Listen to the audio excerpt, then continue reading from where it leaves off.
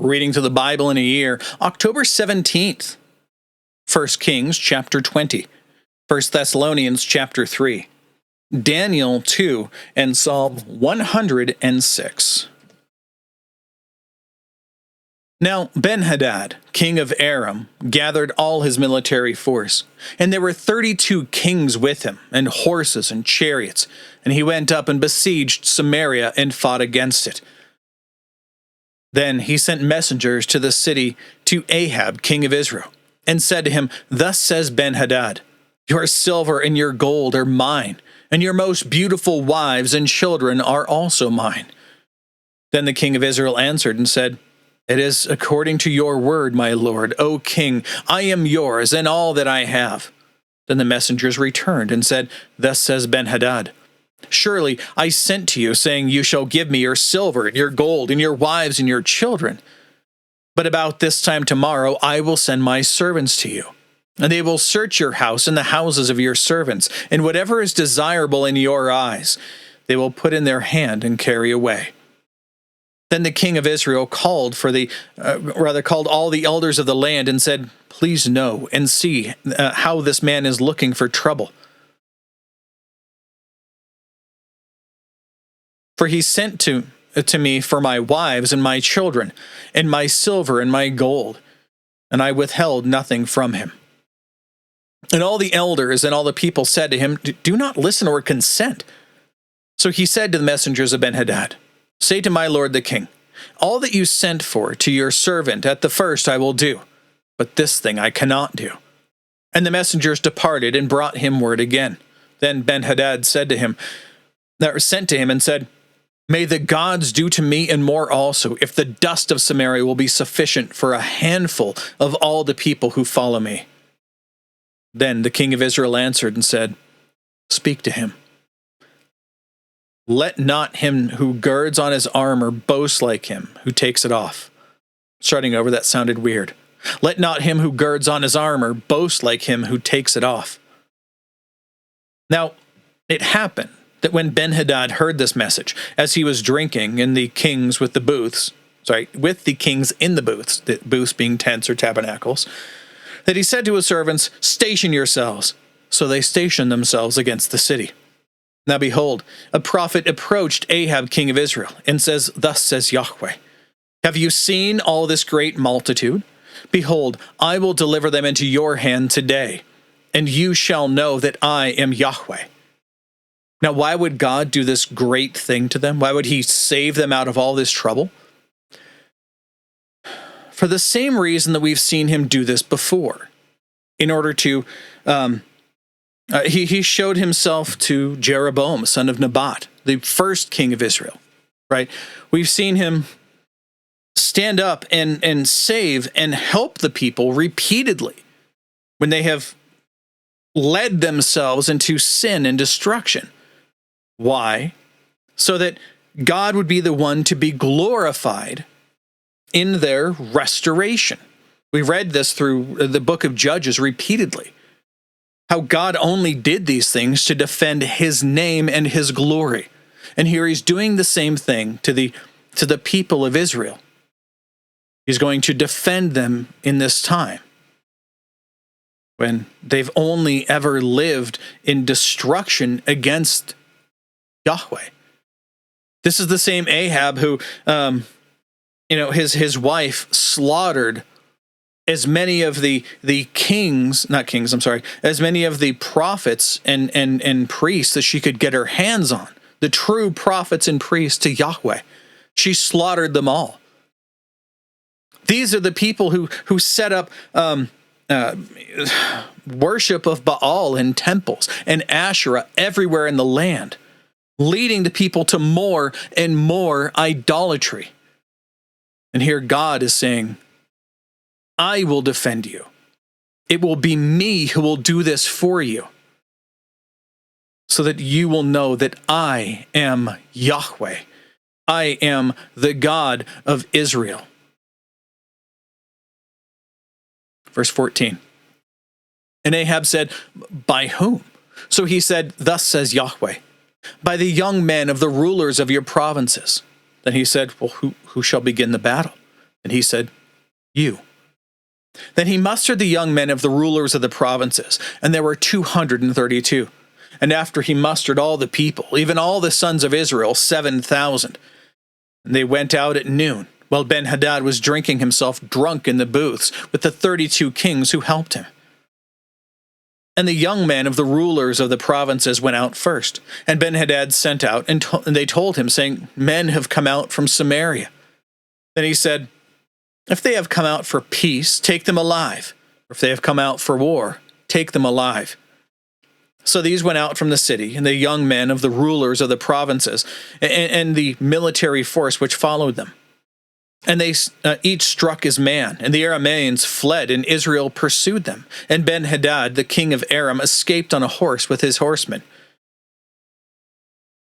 And the king of Israel went out and struck down the horses and chariots, and struck the Arameans with a great slaughter. And the prophet came near to the king of Israel and said to him, Go, strengthen yourself, and know and see what you have to do. For at the turn of the year the king of Aram will come up against you. Now these servants of the king of Aram said to him, The gods, or rather their gods, are the gods of the mountains. Again, this is a common belief. Even Native Americans had the same belief that there were gods of valleys and gods of hills and gods of different areas. This is a very common thing in this place and time, that there were specific gods of different geographical landmarks, right? So the servants of the king of Aram said, Their gods, meaning Yahweh, is the God of the mountains. Therefore, they were stronger than we, but rather let us fight against them in the plain, and surely we will be stronger than they. Do this thing. Remove the kings, each from his place, and put captains in their place. And you shall number a military force like the military force that you have lost, horse for horse and chariot for chariot. Then we will fight against them in the plain, and surely we will be stronger than they. And he listened to their voice and did so. Now it happened at the turn of the year that Ben-Hadad mustered the Arameans, and they went up to Aphek to fight against Israel. Now the sons of Israel were mustered and were provided for, and went to meet them. And the sons of Israel camped before them like two little flocks of goats. But the Arameans filled the land. Then a man of God came near and spoke to the king of Israel and said, Thus says Yahweh, because the Arameans have said, Yahweh is the God of the mountains, but he is not a God of the valleys. Therefore, I will give all this great multitude into your hand, and you shall know that I am Yahweh. This is why he's doing it. So they camped opposite the other 7 days. Now it happened that on the 7th day the battle was joined, and the sons of Israel struck down of the Arameans 100,000 foot soldiers in 1 day. But the rest fled to Aphek into the city, and the wall fell on 27,000 men who were left. The wall killed the people. Again, this is all an act of God. And Ben-Hadad fled and came into the city into an inner chamber. Then his servants said to him, Behold now, we have heard that the kings of the houses of Israel, or rather of the house of Israel, are kings of loving kindness. Please, let us put on sackcloth on our loins and ropes on our heads, and go out to the king of Israel. Perhaps he will preserve your life. So they girded sackcloth on their loins, and put ropes on their heads, and came to the king of Israel, and said, Your servant Ben-Hadad says, Please let me live. And he said, Is he still alive? He is my brother. Now, the men interpreted this as an omen, and hastily catching his word, said, Your brother Ben-Hadad. Then he said, Go bring him. Then Ben-Hadad came out to him, and he took him up into the chariot. And Ben-Hadad said to him, The cities which my father took from your father I will return. And you shall make streets for yourself in Damascus, as my father made in Samaria. And Ahab said, I will let you go with this covenant. So he cut a covenant with him and let him go. Now a certain man of the sons of the prophets said to another by the word of Yahweh, Please strike me. But the man refused to strike him. Then he said to him, Because you have not listened to the voice of Yahweh, behold, as soon as you walk away from me, a lion will strike you down. And as soon as he had walked away from him, a lion found him and struck him down. Then he found another man and said, Please strike me. The man struck him, wounding him. you just saw that, I'd punch him too. Verse 38. So the prophet walked away and stood by, for the king by the way, and disguised himself with a bandage over his eyes. Now it happened that as the king was passing by, he cried out to the king and said, Your servant went out into the midst of the battle, and behold, a man turned aside and brought a man to me and said, Guard this man. If for any reason he is missing, then your life shall be for his life, or else you shall pay a talent of silver. Now it happened that while your servant was busy here and there, he was gone. And the king of Israel said to him, So shall your judgment be. You yourself have decided it, saying, Well, you forfeited your own life. Then he hastily took the bandage away from his eyes. And the king of Israel recognized him, that he was of the prophets. And he said to him, Thus says Yahweh, because you have let go out of your hand the man whom I have devoted to destruction. Therefore, your life shall go for his life, and your people for his people. So the king of Israel went to his house sullen and enraged, and came to Samaria. Now, 1 Thessalonians chapter 3.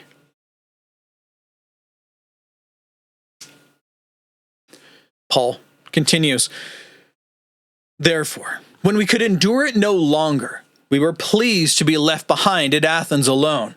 And we sent Timothy, our brother and God's fellow worker in the gospel of Christ, to strengthen and encourage you as to your faith, so that no one would be shaken by these afflictions. For you yourselves know that we have been destined for this.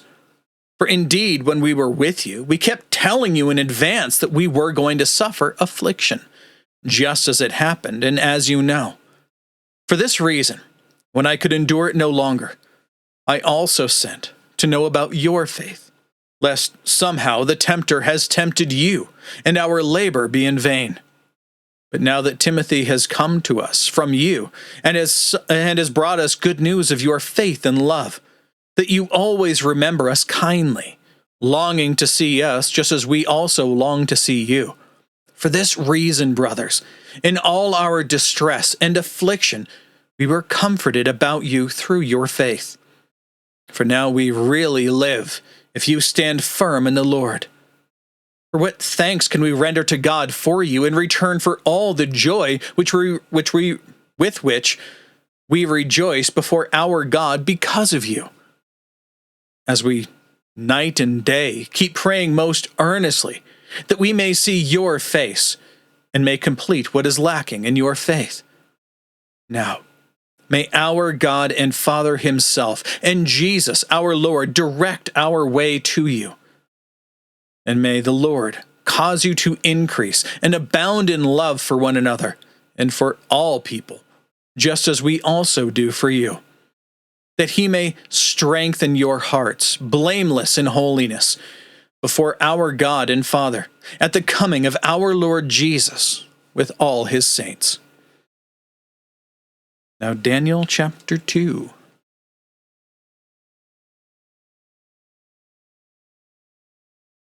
Now, in the second year of the reign of Nebuchadnezzar, Nebuchadnezzar had dreams, and his spirit was troubled, and his sleep left him.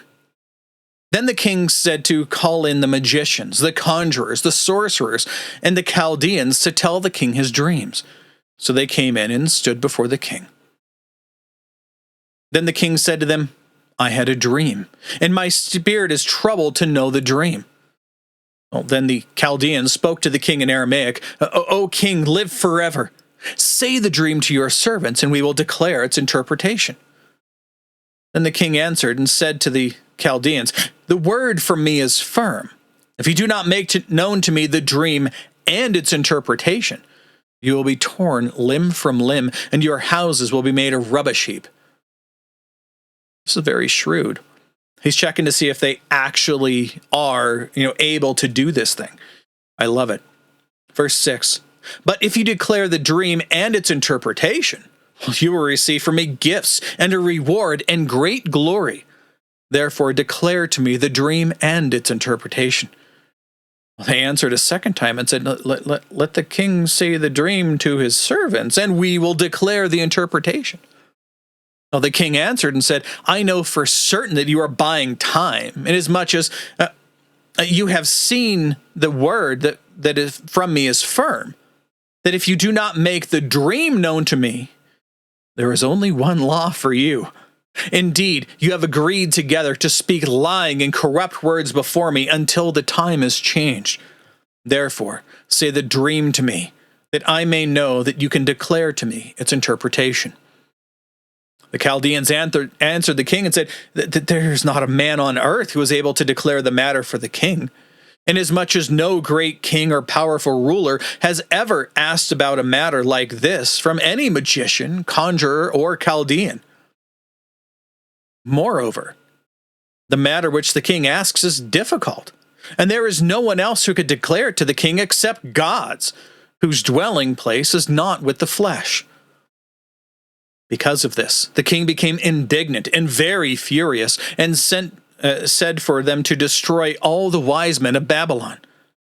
So they went forth, and the wise men were to be killed. So the law went forth that the wise men were to be killed, and they sought out Daniel and his friends to kill them.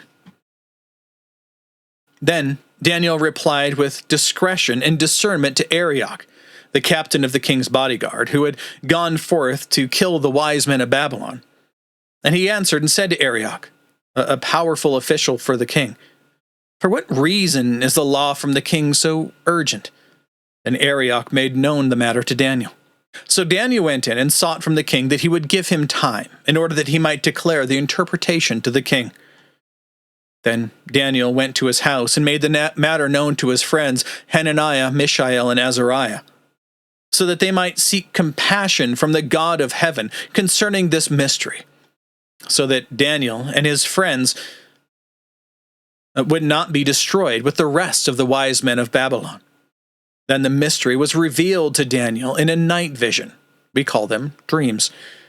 Then Daniel blessed the God of heaven and said, blessed the God of heaven. And Daniel answered and said, "Let the name of God, of Yahweh, be blessed forever and ever. For wisdom and might belong to him. And he changes the times and the seasons. He removes kings and establishes kings. He gives wisdom to wise men and knowledge to men of understanding. He reveals the deep and hidden things. He knows what is in the darkness, and the light dwells with him. To you, O God of my fathers, I give thanks and praise, for you have given me wisdom and might. Even now you have made known to me what we sought from you, for you have made known to us the king's matter." Therefore Daniel went in to Arioch, whom the king had appointed to destroy the wise men of Babylon. He went and said thus to him, "Do not destroy the wise men of Babylon. Bring me before the king, and I will declare the interpretation to the king." Then Arioch, making sure I don't lose notes. Cool, here we go. Then Arioch hurriedly brought Daniel before the king and said thus to him, "I have found a man among the exiles from Judah who can make the interpretation known to the king." The king answered and said to Daniel, whose name was Belteshazzar, "Are you able to make known to me the dream which I have seen and its interpretation?" And Daniel answered before the king and said, as for the mystery about which the king is asking, neither wise men, conjurers, magicians, nor diviners are able to declare it to the king. However, there is a God in heaven who reveals mysteries, and he has made known to King Nebuchadnezzar what will take place in the last days. This was your dream, and the visions of your head while on your bed. As for you, O king, while on your bed, your thoughts turn to what would happen in the future, and he who reveals mysteries has made known to you what will happen. But as for me, this mystery has not been revealed to me by any wisdom which is in me more than any other living man, but for the purpose of making the interpretation known to the king, that you may know the thoughts of your heart. You, O king, were looking, and behold, there was a single great image, idol. That image, which was large and of extraordinary splendor, was rising up in front of you, and its appearance was awesome. The head of that image was made of fine gold. Its breast and its arms were of silver, its belly and its thighs of bronze, its legs of iron, and its feet partly of iron and partly of clay. You continued looking until a stone was cut out with it, without hands, and it struck the image on its feet of iron and clay and crushed them. Then the iron, the clay, the bronze, the silver, and the gold were crushed all at the same time, became like chaff from the summer threshing floors, and the wind carried them away, so that not a trace of them was found. But the stone that struck the image became a great mountain and filled the whole earth. This was the dream. Now we will say its interpretation before the king. You, O king, are the King of kings, to whom the glory of heaven has given the kingdom, the power, the strength, and the glory. And wherever the sons of men inhabit, or the beasts of the field, or the birds of the sky, he has given them into your hand, and has made you rule with power over them all.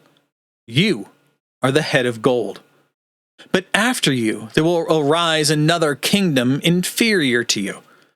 Then another kingdom, the third one of bronze, which will rule over with power over all the earth.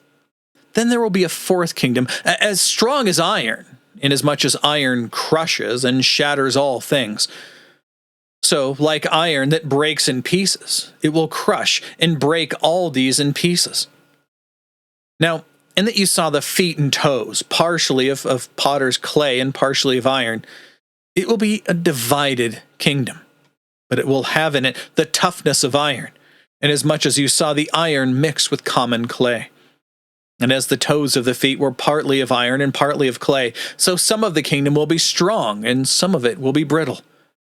And in that you saw the iron mixed with common clay, they will combine with one another in the seed of men, but they will not cling to one another, even as iron does not combine with clay. And in the days of those kings,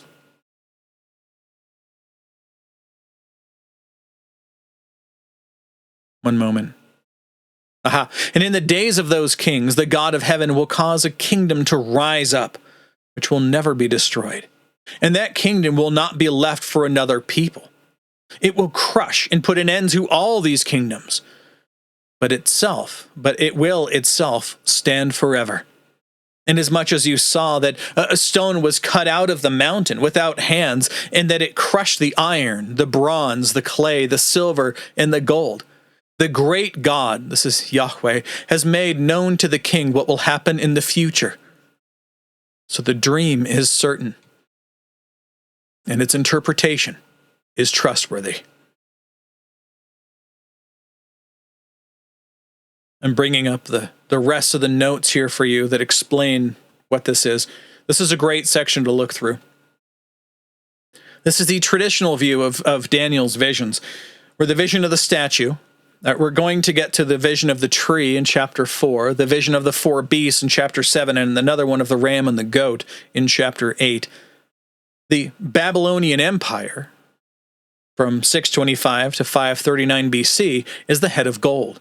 The Medo-Persian Empire, from 539 to 331. The Greek Empire, which is the middle of and the thighs of bronze, from 331 all the way to 63. Then you had the Roman Empire with the legs of iron and the feet of iron and clay. That's 63 BC through AD 476. The future events. That's the Messianic kingdom of stone. Verse 46 now. Then King Nebuchadnezzar fell on his face and did homage to Daniel and said for them to present him an offering and fragrant incense. The king answered Daniel and said, "Truly, your God is a God of gods and a Lord of kings and a revealer of mysteries, since you have been able to reveal this mystery." Then the king promoted Daniel and gave him many great gifts and made him rule with power over the whole province of Babylon and chief prefect over all the wise men of Babylon. And Daniel sought of the king, and he appointed Shadrach, Meshach, and Abednego over the administration of the province of Babylon, while Daniel was at the king's court. Let's go ahead and move on now to Psalm 106.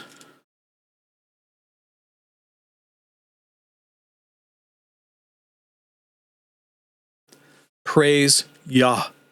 Oh, give thanks to Yahweh, for he is good, for his loving kindness endures forever. Who can speak of the mighty deeds of Yahweh, or can make all his praise to be heard? How blessed are those who keep justice, and he who does righteousness at all times. Remember me, O Yahweh, in your favor toward your people. Visit me with your salvation, that I may see the goodness of your chosen ones, that I may rejoice in the gladness of your nation, that I may boast with your inheritance. We have sinned with our fathers. We have committed iniquity. We have acted wickedly. Our fathers in Egypt did not consider your wondrous deeds. They did not remember your abundant loving kindnesses, but they rebelled by the sea at the Red Sea. Yet he saved them for the sake of his name, that he might make his might known. Thus he rebuked the Red Sea, and it dried up. And he led them through the deeps as through the wilderness. So he saved them from the hand of the one who hated them, and redeemed them from the hand of the enemy. The waters covered their adversaries. Not one of them was left. Then they believed his words. They sang his praise. They quickly forgot his works. They did not wait for his counsel, but craved intensely in the wilderness. And God put God to the test in the wasteland. So he gave them their request, but sent a wasting disease against their lives. And they became envious of Moses in the camp, and Aaron, the Holy One of Yahweh. The earth opened up and swallowed Dathan, and covered up the company of Abiram. And a fire burned up in their company. The flame consumed the wicked. They made a calf in Horeb, and worshipped a molten image. Thus they exchanged their glory for the image of an ox that eats grass.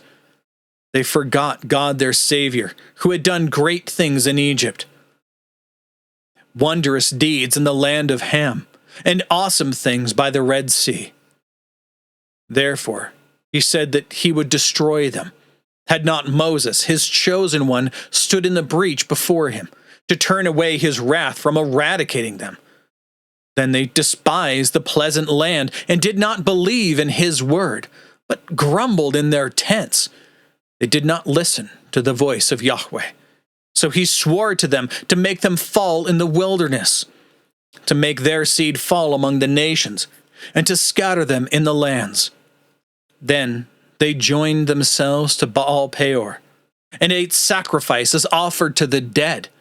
Thus they provoked him to anger with their actions, and the plague broke out among them. Then Phinehas stood up and interceded, so the plague was checked, and it was counted to him for righteousness from generation to generation forever. They also provoked him to wrath at the waters of Meribah. I believe that's the one that means testing, a strife. So that it went badly with Moses on their account.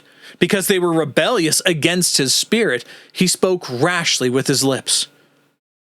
They did not destroy the peoples as Yahweh had commanded them, but they mingled with the nations and learned their works and served their idols, which became a snare to them. Again, just as God had told them would happen. They sacrificed their sons and their daughters to the demons. They shed innocent blood, the blood of their sons and their daughters, whom they sacrificed to the idols of Canaan. And the land was polluted with the blood. Thus they became unclean in their works, and played the harlot in their actions. So the anger of Yahweh was kindled against his people, and he abhorred his inheritance. And he gave them into the hand of the nations, and those who hated them ruled over them. Their enemies oppressed them, and they were subdued under their hand. Many times he would deliver them, but they were rebellious in their counsel, so they sank down in their iniquity. Nevertheless, he looked upon their distress when he heard their cry of lamentation. And he remembered for them his covenant, and relented according to the abundance of his loving kindness. He also made them objects of compassion in the presence of all their captors. Save us, O Yahweh our God, and gather us from among the nations, to give thanks to your holy name and revel in your praise. Blessed be Yahweh, the God of Israel, from everlasting to everlasting. Let all the people say, Amen. Praise Yah.